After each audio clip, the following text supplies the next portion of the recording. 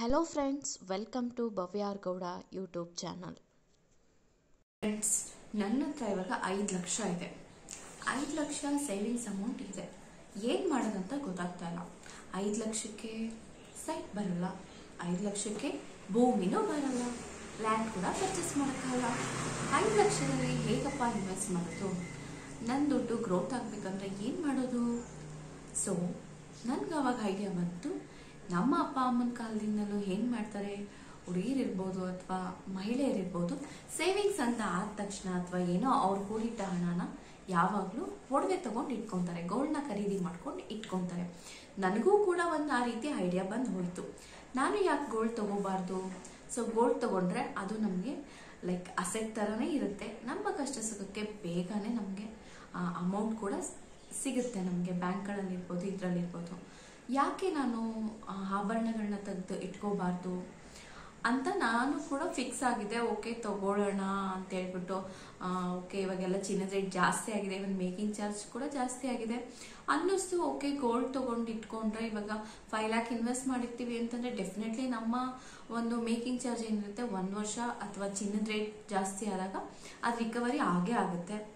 ನಾನು ಅನ್ಕೊಂಡೆ ಗೋಲ್ಡ್ ಆಭರಣ ತಗೊಳ್ಳೋದು ಒಂದಿನ ಇರೋದು, ಬೇರೆ ದಾರಿನೂ ಇರಬೇಕಲ್ವಾ, ಯಾಕೆ ಸರ್ಚ್ ಮಾಡಬಾರ್ದು ಅಂತ ಅನ್ನಿಸ್ತು. ಅವಾಗ ನಾನು ಕೂಡ ಸರ್ಚ್ ಮಾಡೋದಕ್ಕೆ ಟ್ರೈ ಮಾಡಿದೆ. ಅವಾಗ ನನಗೆ ತುಂಬಾನೇ ಆಪ್ಷನ್ಸು ಅವೈಲಬಲ್ ಸಿಕ್ತು.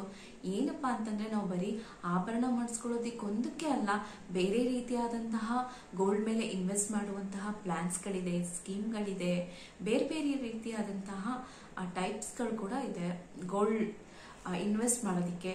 ಸೊ ನಾನು ಏನು ಸರ್ಚ್ ಮಾಡಿ ತಿಳ್ಕೊಂಡಿದ್ದೀನಿ, ಮೇ ಬಿ ಇದು ಎಲ್ಲ ಹೆಣ್ಮಕ್ಳಿಗೂ ಯೂಸ್ಫುಲ್ ಆಗುತ್ತೆ ಅಂತ ಅನ್ಕೊಂಡಿದ್ದೀನಿ. ಬಿಕಾಸ್ ನಾನು ಕೂಡ I was also stuck on the same stage. ಆವಾಗ ನಾನು ಸರ್ಚ್ ಮಾಡಿದ್ದು, ನಾನು ಕೂಡ ತಿಳ್ಕೊಂಡಿದ್ದು. ಸೊ ಗೋಲ್ಡು ತಗೋಬೇಕು ಅಂತ ಇದ್ದ ನನಗೆ ನನ್ನ ಡಿಸಿಷನ್ನ ಚೇಂಜ್ ಮಾಡಿ ಯಾವ ನಿರ್ಧಾರಕ್ಕೆ ಬಂದಿದ್ದೀನಿ. ಸೊ ಈ ವಿಡಿಯೋನ ಕೊನೆವರೆಗೂ ನೋಡೋದನ್ನ ಮಿಸ್ ಮಾಡಬೇಡಿ. ಅವಾಗ ನಿಮಗೆ ಗೊತ್ತಾಗುತ್ತೆ ನಾನು ಯಾವುದು ಬೆಸ್ಟ್ ಚಾಯ್ಸ್ನ ಚೂಸ್ ಮಾಡ್ಕೊಂಡಿದ್ದೀನಿ ಅಂತ ಅಂದ್ಬಿಟ್ಟು. ಸೊ ಬನ್ನಿ ಸ್ಟಾರ್ಟ್ ಮಾಡೋಣ. ಪ್ರಸ್ತುತ ಮಾರ್ಕೆಟ್ನಲ್ಲಿ ನಮಗೆ 4 ರೀತಿಯಲ್ಲಿ ನಾವು ಚಿನ್ನವನ್ನು ತೆಗೆದು ಇಟ್ಕೋಬಹುದು. ಅದು ಯಾವ್ಯಾವುದು ಅಂತಂದ್ರೆ, ಮೊದಲನೇದು ಬಂದು ಫಿಸಿಕಲ್ ಗೋಲ್ಡ್, ಎರಡನೇದು ಬಂದು ಡಿಜಿಟಲ್ ಗೋಲ್ಡ್, ಮೂರನೇದು ಬಂದು ಸಾವರನ್ ಗೋಲ್ಡ್ ಬಾಂಡ್ಸ್, ನಾಲ್ಕನೇದು ಬಂದು ಗೋಲ್ಡ್ ಮ್ಯೂಚುವಲ್ ಫಂಡ್ಸ್. ಇದೆಲ್ಲದ್ರ ಬಗ್ಗೆನೂ ನಾನು ಇವಾಗ ಎಕ್ಸ್ಪ್ಲೈನ್ ಮಾಡ್ತಾ ಹೋಗ್ತೀನಿ. The first one is physical gold.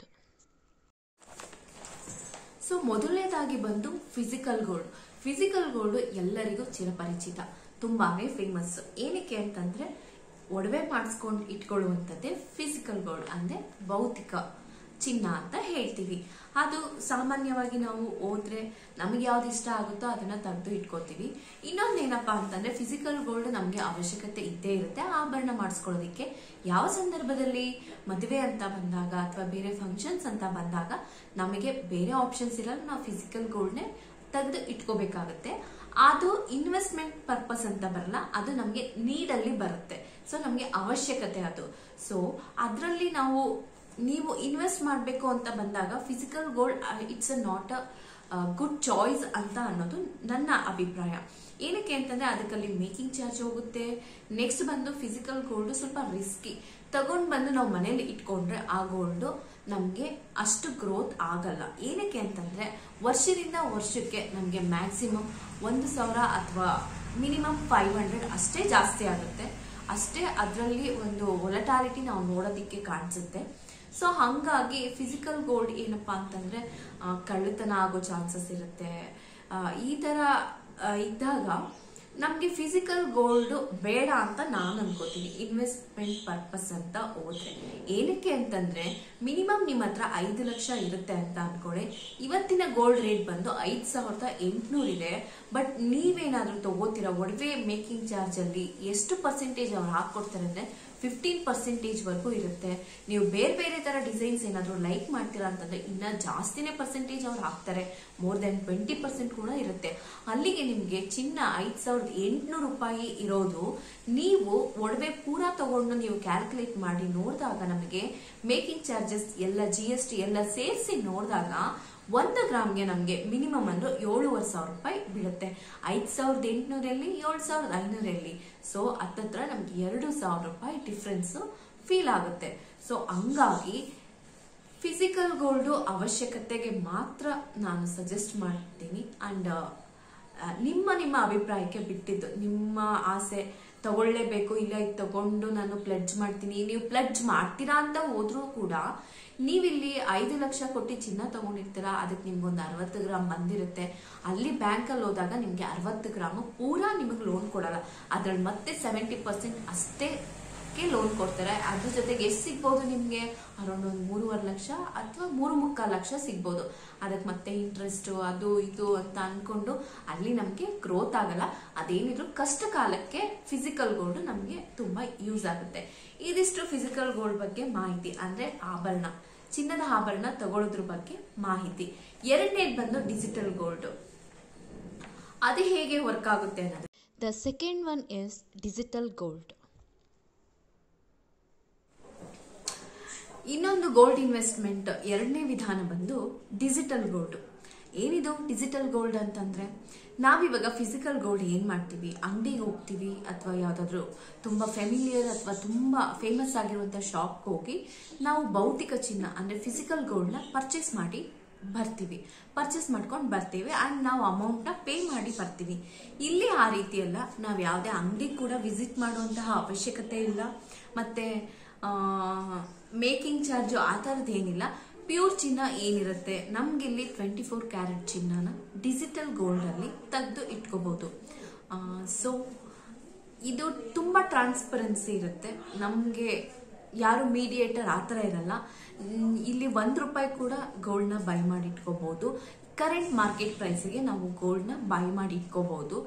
ಇವಾಗ 5 ಲ್ಯಾಕ್ ಇದೆ ಅಂತಂದ್ರೆ ಅರೌಂಡ್ ನಿಮ್ಗೆ 24 ಕ್ಯಾರೆಟ್ ರೇಟ್ ಏನಿರುತ್ತೆ 1 ಗ್ರಾಮ್ 6,000 ಸಮಥಿಂಗ್ ಇರುತ್ತೆ. ಸೊ ನಮ್ಗೆ ಅರೌಂಡ್ 90 ಗ್ರಾಮ್ ಈ ತರ ಸಿಗುತ್ತೆ. ನಾಟ್ ಓನ್ಲಿ 5 ಲ್ಯಾಕ್ ಅಂತ ಅಲ್ಲ, ನಿಮ್ಮ ಹತ್ರ ಇವನ್ 10,000 ಇರ್ಬೋದು ಅಥವಾ 5,000 ಈ ತರದಕ್ಕೆಲ್ಲ ನಾವು ಗೋಲ್ಡ್ ನ ಬೈ ಮಾಡಿ ಇಟ್ಕೋಬಹುದು. ನಮಗೆ ಯಾವಾಗ ಬೇಕು ಅವಾಗ ಸೆಲ್ ಮಾಡ್ಕೋಬಹುದು, ಈಸಿಯಾಗಿ ಬೈ ಅಂಡ್ ಸೆಲ್ ಮಾಡ್ಕೋಬಹುದು. ಇದರಲ್ಲಿ ನಮ್ಮ ಅಮೌಂಟ್ ಹೇಗ್ ಗ್ರೋತ್ ಆಗುತ್ತೆ ಅಂತೀರಾ. ಸೊ ಇವಾಗ ನಾವು ಒಂದು 90 ಗ್ರಾಮ್ ಪರ್ಚೇಸ್ ಮಾಡಿ ಇಟ್ಕೊಂಡಿರ್ತೀವಿ ಅನ್ಕೊಳ್ಳಿ, ಡಿಜಿಟಲ್ ಗೋಲ್ಡ್ ತೆಗೆದು ಇಟ್ಕೊಂಡಿರ್ತೀವಿ. ತುಂಬಾ ವಿಚಾರಿಸಿ ಮಾಡಿ ಒಂದು ಒಳ್ಳೆ ಕಂಪ್ನಿಯಿಂದ ಒಂದು ಡಿಜಿಟಲ್ ಗೋಲ್ಡ್ ಮಾಡಿ 90 ಗ್ರಾಮ್ ತೆಗೆದು ಇಟ್ಕೊಂಡಿರ್ತೀವಿ. ಸೊ ನೆಕ್ಸ್ಟ್ ಇಯರ್ ಅಥವಾ ಈ ಇಯರ್ ಏನೆ ನಮ್ಗೆ 5,800 ಇರೋದು ಅಥವಾ 6,600 ಇರೋದು 7,500, ಈಗ 1,000 ವೇರಿ ಆಯ್ತು. 1,000 ಇಂಟು 90 ಅಂತ ಬಂದಾಗ ಅರೌಂಡ್ ನಮ್ಗೆ 90,000 ಪ್ರಾಫಿಟ್ ಬರುತ್ತೆ. ಸೊ ಈ ರೀತಿ ನಾವು ಒಂದು ಗೋಲ್ಡ್ ಮೇಲೆ ಇನ್ವೆಸ್ಟ್ ಮಾಡಿ ಇಟ್ಕೋಬಹುದು. ಇವನ್ ಡಿಜಿಟಲ್ ಗೋಲ್ಡ್ ಕೂಡ ತುಂಬಾ ಬೆಸ್ಟ್ ಆಪ್ಷನ್ ಆಗಿದೆ, ಇವನ್ ಬೆಸ್ಟ್ ಚಾಯ್ಸ್ ಕೂಡ ಆಗಿದೆ. ಆದ್ರೆ ಕೆಲವೊಬ್ಬರಿಗೆ ಲ್ಯಾಕ್ ಆಫ್ ಇನ್ಫಾರ್ಮೇಶನ್ ಇಂದ ಈ ರೀತಿಯಾದಂತಹ ಅವೈಲಬಲ್ ಇದೆ, ಆಪ್ಷನ್ಸ್ ಇದೆ ಗೋಲ್ಡ್ ಮೇಲೆ ಇನ್ವೆಸ್ಟ್ ಮಾಡಿ ಗ್ರೋತ್ ಮಾಡ್ಕೊಳ್ಳೋದಕ್ಕೆ. ಸಾಮಾನ್ಯವಾಗಿ ಹೆಣ್ಮಕ್ಳಿಗೆ ಇದ್ರ ನಾಲೆಡ್ಜ್ ತುಂಬಾನೇ ಬೇಕಾಗುತ್ತೆ. ಇದು ಒಂದು ಬೆಸ್ಟ್ ಆಪ್ಷನ್ ಅಂತ ಹೇಳ್ಬೋದು. ಇನ್ನ ಥರ್ಡ್ ಒನ್ ಯಾವ್ದಂತ ನೋಡೋಣ ಬನ್ನಿ. The third one is sovereign gold bonds. Market ಅಲ್ಲಿ ಅವೈಲಬಲ್ ಇರುವಂತಹ ಮೂರನೇ ವಿಧಾನ ಸಾವರಿನ್ ಗೋಲ್ಡ್ ಬಾಂಡ್ಸ್. ಏನಪ್ಪಾ ಇದು ಫಿಸಿಕಲ್ ಗೋಲ್ಡ್ ತರನೂ ಅಲ್ಲ, ಡಿಜಿಟಲ್ ಗೋಲ್ಡ್ ತರನೂ ಅಲ್ಲ. ಇದು ತುಂಬಾ ಡಿಫ್ರೆಂಟ್ ಇನ್ವೆಸ್ಟ್ಮೆಂಟ್. ಹೇಗೆ ಅಂತಂದ್ರೆ ನಾವಿವಾಗ ಒಂದಷ್ಟು ಅಮೌಂಟ್ ನ ಕೊಟ್ಟು ಸಾವರಿನ್ ಗೋಲ್ಡ್ ಬಾಂಡ್ ನ ಪರ್ಚೇಸ್ ಮಾಡಿ ಇಟ್ಕೊಳ್ಳೋದು. ಇದು ಹೇಗೆ ಅಂತಂದ್ರೆ ನಾವು ಪರ್ಚೇಸ್ ಮಾಡಿ ಇಟ್ಕೊಂಡು ಲಾಕಿಂಗ್ ಪೀರಿಯಡ್ ಅಂತ ಇರುತ್ತೆ. ಮಿನಿಮಮ್ ಇಷ್ಟು ವರ್ಷದವರೆಗೂ ನಮ್ಮ ಗೋಲ್ಡ್ ಅಥವಾ ಆ ಬಾಂಡ್ ಲಾಕ್ ಆಗಿರುತ್ತೆ, ಮಧ್ಯದಲ್ಲಿ ಎಲ್ಲೂ ತೆಗಿಯೋದಿಕ್ ಆಗಲ್ಲ. ಆಮೇಲೆ ಇನ್ನೊಂದು ಬೆನಿಫಿಟ್ ಏನಂತಂದ್ರೆ ನಾವೆಷ್ಟು ಇನ್ವೆಸ್ಟ್ಮೆಂಟ್ ಮಾಡಿರ್ತೀವೋ ಸಾವರಿನ್ ಗೋಲ್ಡ್ ಬಾಂಡ್ಸ್ ಮೇಲೆ ಅದಕ್ಕೆ ನಮಗೆ 2.5% ತರ ನಮಗೆ ಇಂಟ್ರೆಸ್ಟ್ ಸಿಗುತ್ತೆ ಪರ್ ಆನ್ಯುವಲಿ.